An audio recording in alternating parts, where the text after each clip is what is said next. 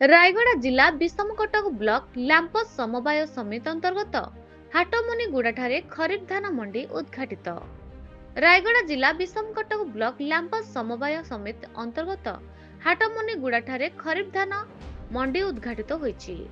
ଧାନ ଅମଳ ସାରି ଚାତକ ପରି ଚାହିଁ ବସିଥିବା ଚାଷୀଙ୍କୁ ଆଜି ଟିକେ ଆଶ୍ୱସ୍ତି ପାଇଛି, ଯେହେତୁ ମଣ୍ଡିର ଶୁଭାରମ୍ଭ କରାଯାଇଛି।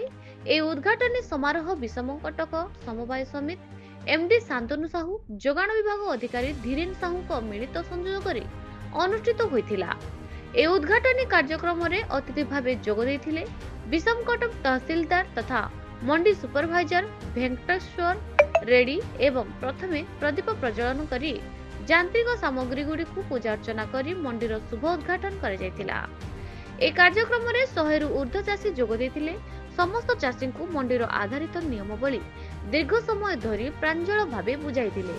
विषमकटक तहसीलदार चाषी माने क्रय विक्रय टोकन संबंधी अनेक प्रश्न करथिले। तांको खूब सरल भावरे मंतव्य प्रकाश करथिले। तहसीलदार भेंकटेश्वर रेड्डी एही मंडी सप्ताहर शनिवार सोमवार कार्यकारी कराजिबो बोली एमडी शांतनु साहू मत प्रकाश करथिले। जोगाण अधिकारी और समवाय समिति अधिकारी तत्सह जोग देइथिले।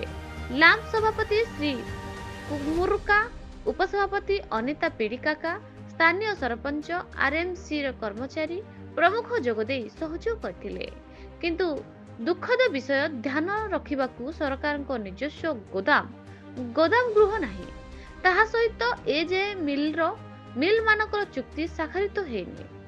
अधिकांश चाषी टोकन आसी समय बीतबारे लागिछि। एपटे मंडी उद्घाटन चलिछि। समस्त चाषी को सहयोग कराजिबो। कौनसी चाषी को हताश हेबाकू देबु नाही बोली मत प्रकाश करथिले तहसीलदार भेंकटेश्वर रेड्डी। रायगड़ा जिला प्रतिनिधि विश्वनाथ मांडी का रिपोर्ट, न्यूज ओडिशा टीवी।